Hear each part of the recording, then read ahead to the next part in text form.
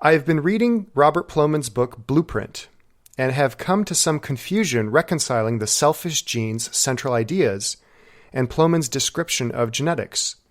I admittedly have an educational background in finance and only got into biology from listening to this show, so perhaps I'm just missing something. The confusion, though, comes from trying to understand how the notion of self-selected pressures at the individual gene level would be possible when so many traits of the phenotype are the result of the interaction of several genes within the genome. How can individual genes, quote, compete when each individual gene is reliant on how it correlates with the rest of the genome? I did some quick research poking around trying to understand this cognitive mismatch in my own educational understanding and came across some researchers suggesting that there is now a contemporary group selection idea in evolutionary biology that in some ways discredits Dawkins' ideas. I definitely feel well out of my league trying to even put together a coherent question on this topic. And again, maybe I'm just misunderstanding both the selfish gene and could be well served to read it again, and am biting off more than I can chew with Blueprint. Regardless, I think this would be an interesting discussion on the podcast to really get into the weeds of the mechanics of evolutionary biology. Oh, well, group selection is one of Doug's favorite topics, so I think he should he should go to town on this one. I think there's a little bit too many different ideas that the person's trying to. They're definitely got some confusion in what they're trying to figure out. So let's begin with where it is that they are starting, which is the confusion about how a single gene can go about competing for its own interest inside the organism when it has to work in concert with so many other genes. And so how would that work? And the way it works, if you don't think of it as competition, it's not like, Dawkins does a once in a lifetime job of transforming the language of genetics down into a way that we think of these things as if they're conscious entities with intentions. Okay, so the selfish gene was a revolution in thinking about biology by turning around the way we typically thought about biology before Dawkins, and now how we think about biology post the selfish gene. So the notion the gene isn't selfish. What it does is it's a little program to program proteins to be made that will cause that organism to be more successful, and in other words, that specific gene is out it's actually out to alter the organism in ways that will be useful for that gene to be more likely to be passed on. In general, what that means is the gene that makes that organism better is going to be more likely to survive.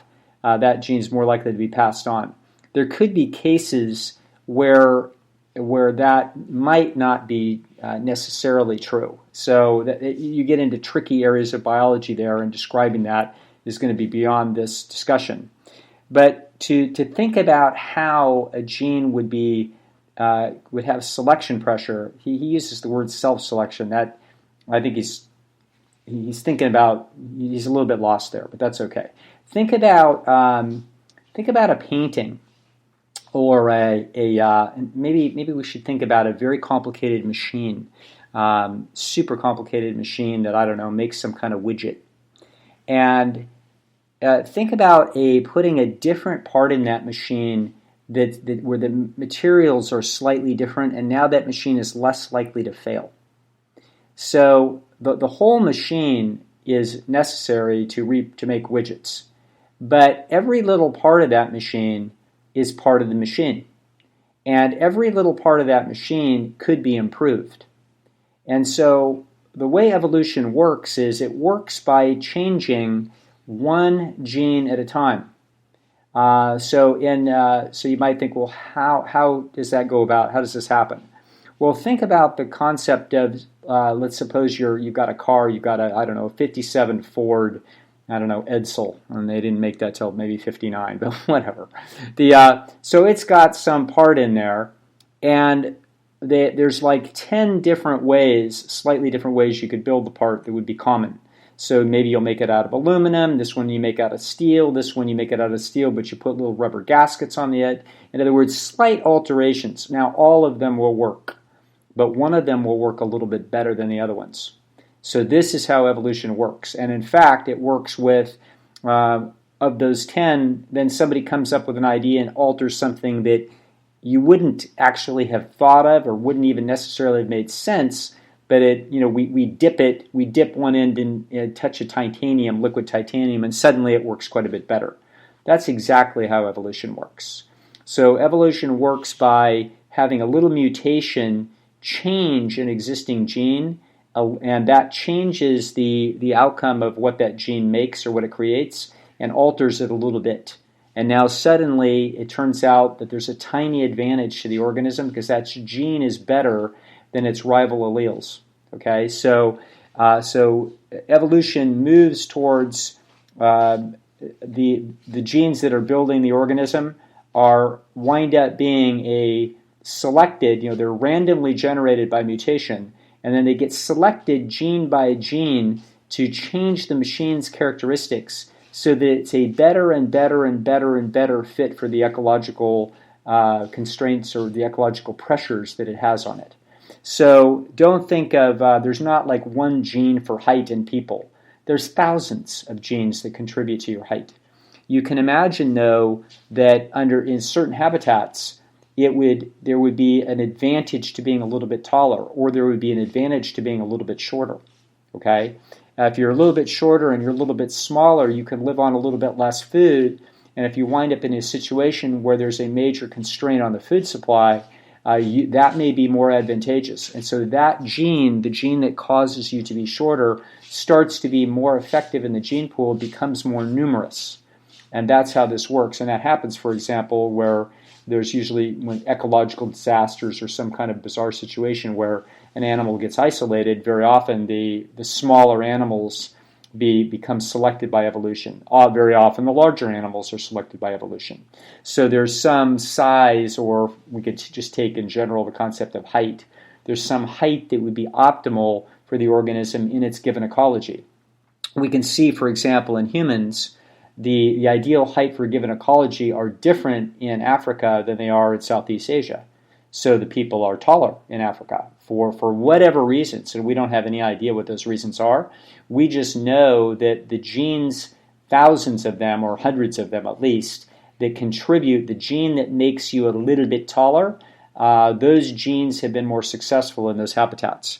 So the fact that the genes themselves have to work in concert with other genes to produce complex subsystems in a body, that they, quote, have to cooperate, play friendly with each other, that's not a problem, and that's not group selection. So group selection is, I don't even want to wander into that territory, actually, frankly. So hopefully this is useful to understand. There's no contradiction between anything that Plomin is talking about and anything that Dawkins is talking about. So Plomin, once again, the fact that there may be 1,000 genes that are responsible for a person's intelligence or a person's body morphology, that doesn't mean that each one of them is having their tiny little influence. They're like little dots on a canvas that's making a painting, and so each of them has a tiny little contribution to the overall thing that you see. And sometimes that dot, if it gets changed, is a little improvement for that habitat. And so evolution takes place at the level of a given gene being selected by the evolution pressures to be more common in the gene pool than some rival gene that isn't quite as good for that habitat. So we start to realize that the goodness and badness of genes a lot of times doesn't make sense unless we are talking about the specific habitat that those genes find themselves. So genes will, sometimes a gene will become more numerous for a while. So maybe people will be taller for a while in a given habitat, and then some ecological changes, and now we start to see that the shorter genes become more common. So it could drift back and forth, sideways, upside down. The gene frequencies can change. It all simply depends upon how well that specific gene, in its infinitesimally small influence on the overall package of the organism, whether it's moving it in a positive direction for that given habitat or a negative direction. And that's how that works. If you want an exceptional education in the nature of natural selection and how genes work in principle, the best thing I've ever read is The Blind Watchmaker by Dawkins. So just to put in a little plug for Dawkins' writings, I haven't read much since I read the canon of Richard Dawkins, which is The Selfish Gene, The Extended Phenotype, and then The Blind Watchmaker. After that, I read The God Delusion. I only read half of it, and then I'd seen enough. I tried to read The Ancestor's Tale, but it's just more Dawkins, grinding and drivel. The truth of the matter is those three are the main conceptual. Actually, climbing Mount Improbable would be helpful for this questioner. It's sort of an extension and reiteration of the Blind Watchmaker. But I think the concept of incremental changes, each little gene making its influence, and then winding up either being more, causing the organism to be more successful and therefore itself more numerous or not. That is the program of evolution, and that in no way is in any contradiction at all to Plomin's work in behavior genetics. Wow, Dr. Lisle, thank you so much. Very good. Dr. Hawk, do you want to tackle any part of this? No, I don't think there's anything I could possibly add to that. There's always the balance on the podcast with sort of the whole sort of general gist of the podcast is practical solutions, clinical solutions to real life problems. But there is so much interest in this kind of thing. I mean, I get these questions all the time, and I know that Doug does. And so this is just another reminder to folks to come on over to our new website, because we have this new venue to really wind out on this kind of stuff and address these questions as they come up in live Q&As and videos and elsewhere. So we'll keep talking about that, but if you visit esteemdynamics.com, that's we have lots of opportunity to get into the trees and not just the forest. Well, speaking of practical, yes. Our next question. Dear doctors, whenever I don't orgasm during sex, I feel guilty. This may be because I fake the orgasm. I'm not sure whether this is my internal audience censuring me or whether I'm simply empathizing for my guileless husband, or maybe something else. Why can't I be honest about my inorgasmia? I don't always have a problem orgasming, but around half the time I fake it. It's not fun. What say you? This just seems like a question for Jen. Is this a chick question? We're gonna give this to the resident female. Oh my God. That's right. It's all the better for me to somehow get into trouble with this.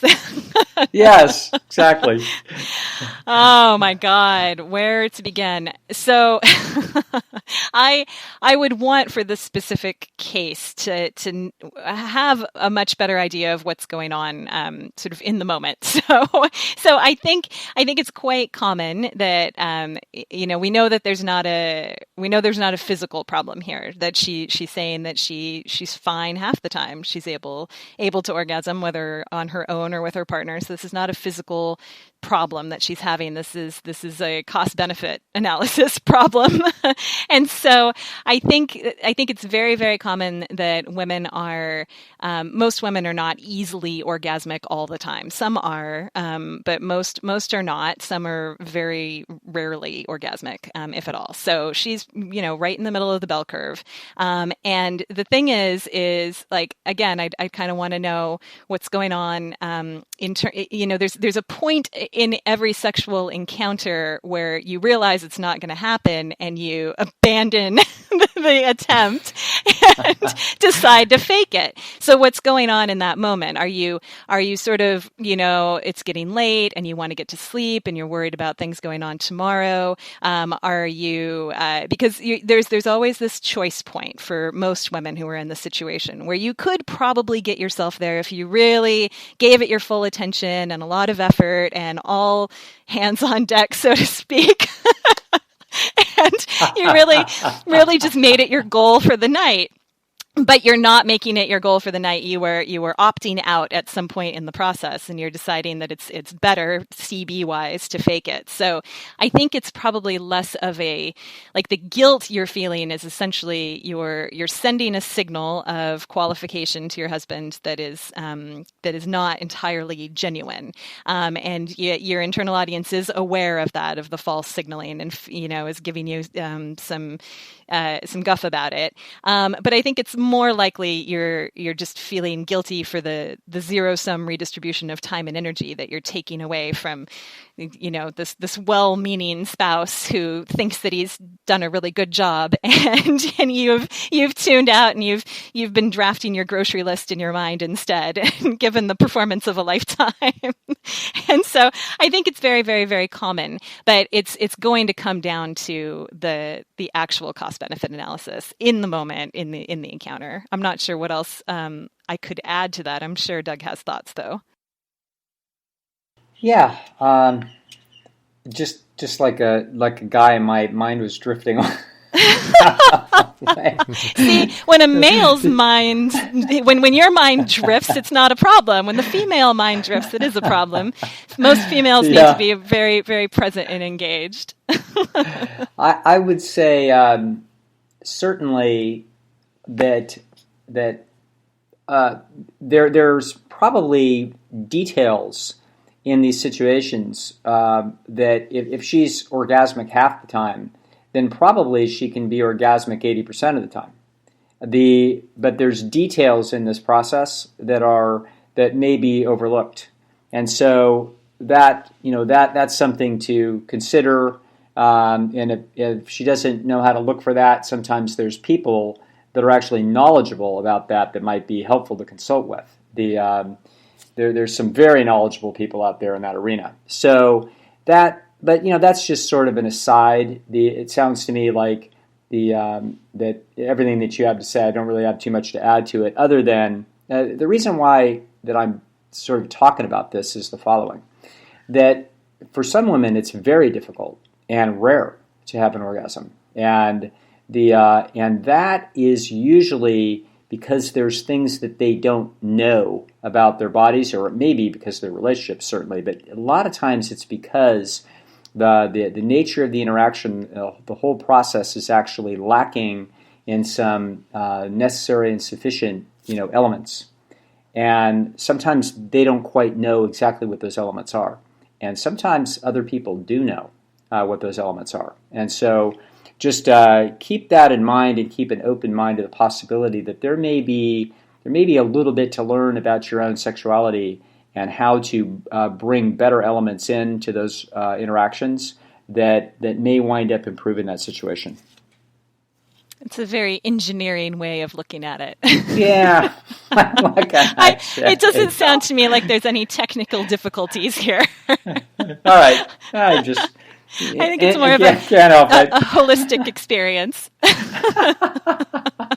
I think for women, it is very, very mental. It's very, it's like, I think most women, if they are not like really present in the moment, and that is winning the cost benefit analysis for where they want to be and where they're putting their time and energy, it's not going to happen for a lot of women. And it's a difficult trade-off when you've got a lot of things competing for your attention, especially kids, especially the looming responsibilities of the next day. It's very, very difficult to stay present and devoted to something that just seems like a lot of trouble for not that great a payoff. And so it's like, okay, well, at some point we abandon ship, and I think you're having a very common experience, but it's not necessarily anything to the conscientiousness is probably driving more guilt than it needs to here.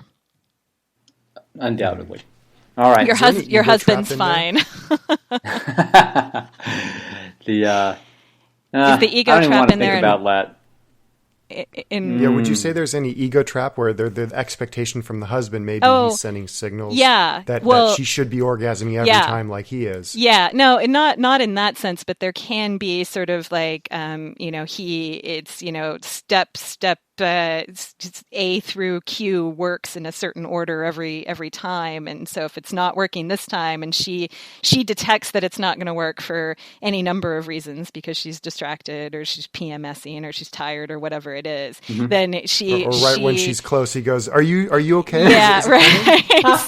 so I certainly have been in a situation, and I think most women have been, where it's like, oh God, he's just not going to let this go.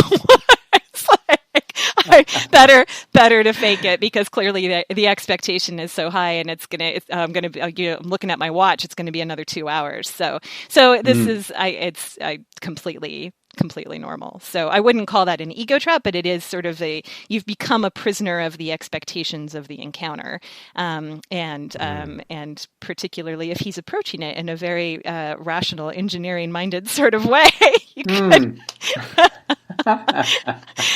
could run yourself into a little bit of trouble. Yeah. All right. Moving on. Yeah. Okay, our next question. Thank you. So our next question. Dear doctors, what would you recommend for a stay-at-home mom who has 2 small children and is constrained by time and energy to pursue her individual goals? I am experiencing low mood on a regular basis, and I don't want to turn to medication. Overall, I don't have a strong sense of self-efficacy and feel like my best way forward is simply accepting my situation and letting go of my personal goals for the foreseeable future. My husband and I are not in a financial position to use money as a way to provide childcare or outsource other tasks. I wonder if I'm going through a recalibration process of lowering my goals and expectations, which is the source of my low mood. Am I constrained by time and energy to not feel good until my children are more autonomous?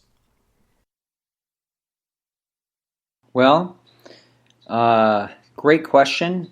Some complicated engineering and how the mind works here. So let me sort of try to explain what's happening and give you a feel for how I would direct this person. First of all life, the very nature of life itself, is one of competing opportunities. So you could call them competing demands if you want, but what they are is opportunities. And so you've got the possibility of doing X, Y, or Z, or more things, but maybe X, Y, and Z are the 3 most prominent, obvious targets out there for changing our circumstances in a way that might be profitable. And so by profitable, we mean it's going to feel good because it's aligned probably with gene survival. So all life is nothing other than the creature examining its environment and trying to analyze competing opportunities. Now, low mood in people signals a confusion that you may not be making the right decision.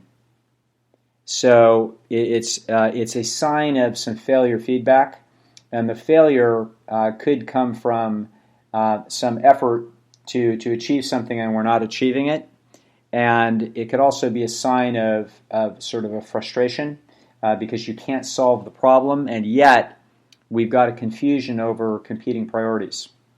So the decision rule that I have is that if you are having, usually there are clues. In other words, it doesn't.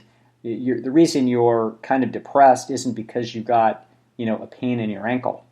So this person has clear evidence from what goes on inside of her mind and the data that arrives in consciousness that she's aware of what the conflicting demands are. So she's aware that, gee, I'd really like to do some career opportunities, there's some personal goals that I have, and yet my time and energy are being directed at childcare, and it doesn't appear that I've got any other options. I've actually examined the options. I've looked at the constraints on the situation. We look at the time and energy investments that I could make elsewhere, and it just doesn't add up, and therefore I'm stuck. until my kids are more autonomous.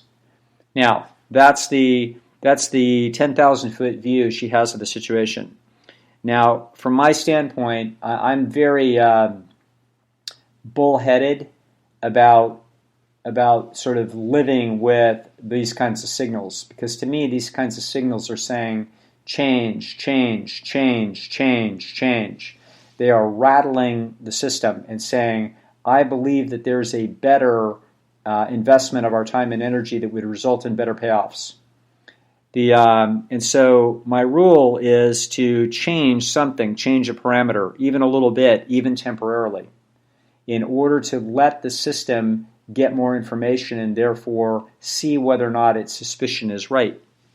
So what we have is the concept that financial constraints are stopping all forward movement, for example, on a career. Now, let's think about that and let's see whether or not that's necessarily true.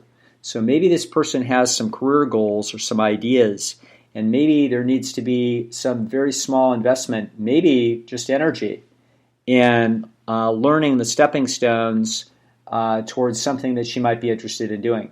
So maybe she envisions, for example, I don't know, an online business selling organic oils.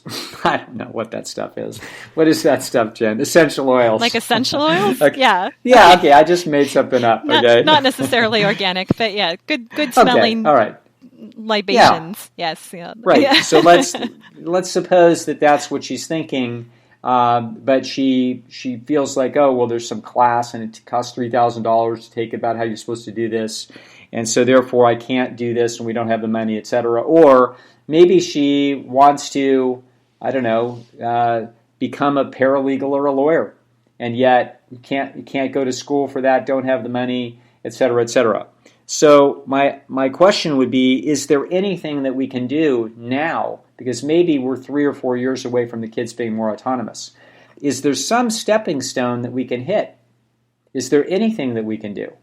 And if there's anything that we can do that could be not very expensive in terms of time and energy, that makes you feel like you're starting to make forward progress, then the mood can lift. In fact, it can lift instantly as soon as we get started at something.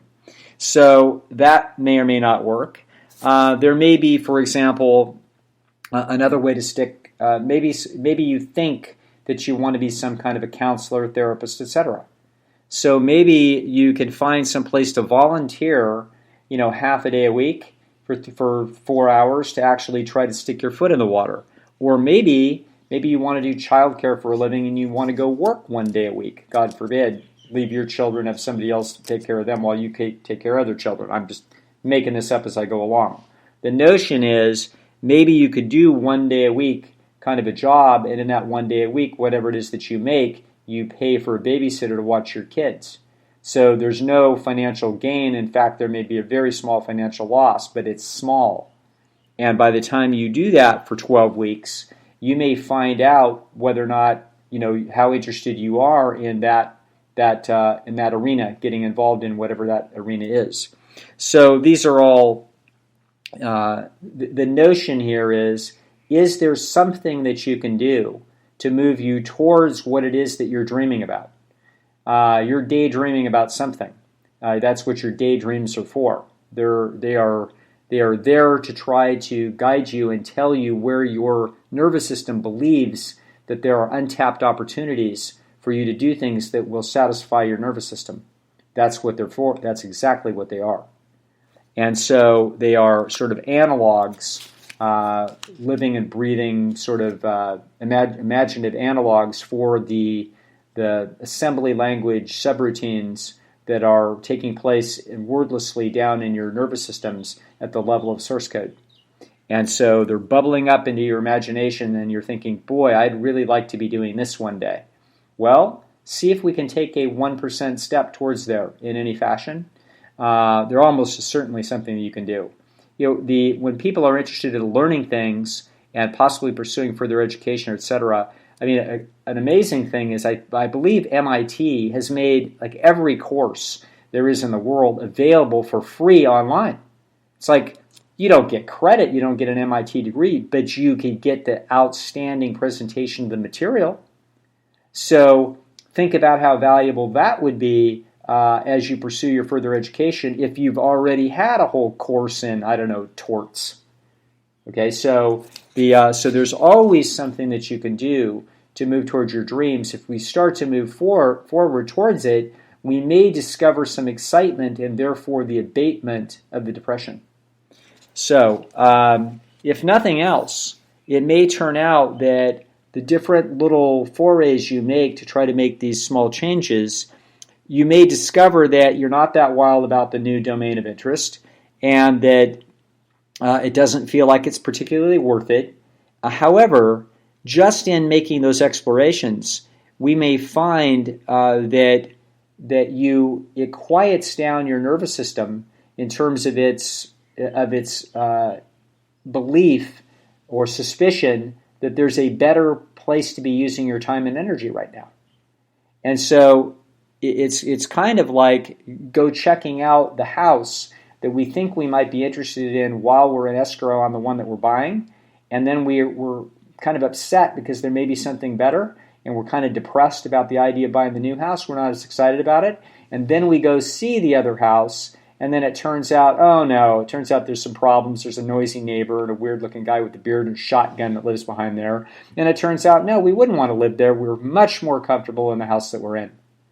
So this is how it is that we go about things, is that we take seriously disturbances in mood that are persistent, and that's a part of her question was that it's persistent and relatively long-standing.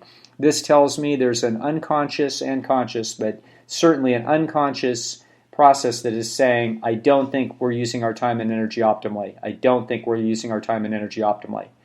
In the context of, my husband and our finances and the kids, this looks to be the best solution, and nobody can tell me an obvious one better, but I still not believe in it.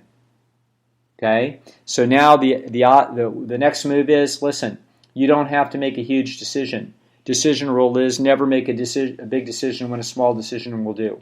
Make a small decision moving towards your dream. Find out what that does to your mood. It may do nothing other than give you peace of mind about where it is that you are now and make the next few years essentially less disturbing and frustrating. This is part of the way these systems works is part of a bigger argument that I call how to solve a problem. And it's part of a detailed systematic approach I use to approach problems, as including orgasmic problems. May have its limitations in terms of its application.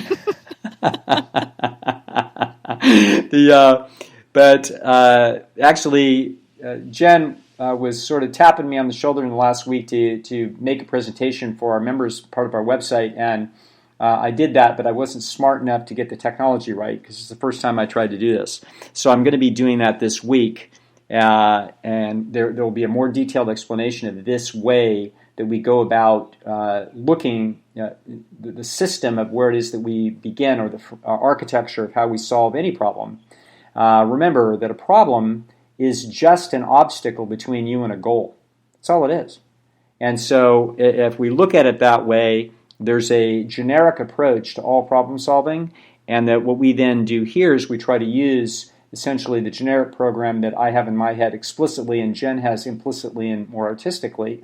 But it's the same notion about how it is that we remove obstacles between us and our goals in a process that is is meant to be pretty intolerant of human suffering. So anyway, this is the cliff notes here, which is that feelings are signals. We take them seriously. We change some parameter by trying to make at least a small decision that alters our situation. And we will, in fact, learn something.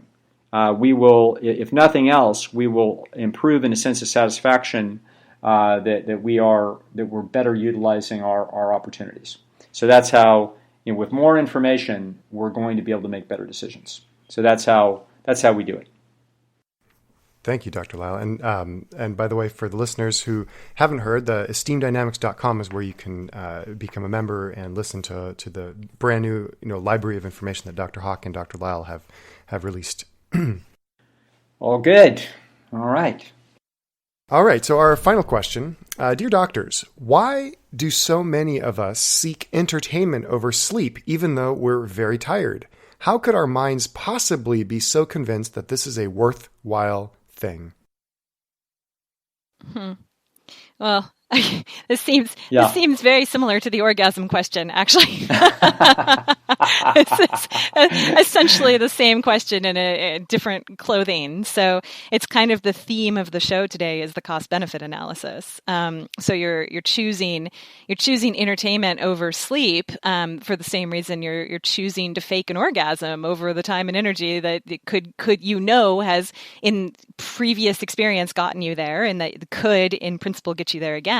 Seems like that would be the more evolutionarily sound use of your time, but that's not the conclusion that your nervous system is coming to. And in this case, I mean, most people, when they're seeking entertainment, so if you're sitting there and you're watching YouTube videos, or you're binge watching something on Netflix, and you're putting off sleep, even when you know you have a busy day tomorrow and you're sleep deprived, it's tapping into this notion that your nervous system is letting you know that there's something to be gained from the information of what you're watching or what you're reading or whatever you're using to entertain yourself. It's essentially masquerading as important information in the Stone Age. And we've talked before in very recent episodes and elsewhere about how incredibly important and what an incredible advantage it is to know something about village life, about how to do things better than you've been doing them already. Any kind of informational advantage that you can bring gets you personally more status in the village and has all of this potential gain behind it if you can bring this information back to people who don't have it. And so even something as time draining and fundamentally useless as a mindless show on Netflix or a video game or anything like that is tapping into that desire, and that those little circuits are getting all lit up. And then there are other things going on too. So if you're spending all that time on social media, if that's how you're entertaining yourself, we don't know from the question what your drug of choice is, but social media is bringing with it all of the pseudo-esteem, which is hijacking all of your esteem detection mechanisms. And so you're posting things, looking for likes, looking for retweets, looking for more followers, whatever it is that is letting you believe that you're accumulating status in the village. All of these things are much more important from a survival and reproduction point of view than just getting an extra hour of sleep, because there's just so much greater advantage potentially to be gained by them. So you're somehow hijacking the process. You're coming to the conclusion over and over again that, yeah, sleep would be great in principle, but it's a form of a pleasure trap, essentially. Why are you choosing crappy food over healthy food? You know that it's the better thing to do to eat the kale, and you're going for the Twinkie. So you shouldn't be doing it, and yet you are. You have taken ancient decision-making rules and situated them in a modern environment with endless entertainment available on demand all night long with artificial light and electricity and everything else. And you're really, really constrained by that whole situation. So you have to white-knuckle your way out of that habit, just like you have to white knuckle out of it with any kind of other pleasure hijacking process, pleasure trap or not. But we'd want to know more about exactly how you're spending that time to give you more specifics. But that should be able to get you started.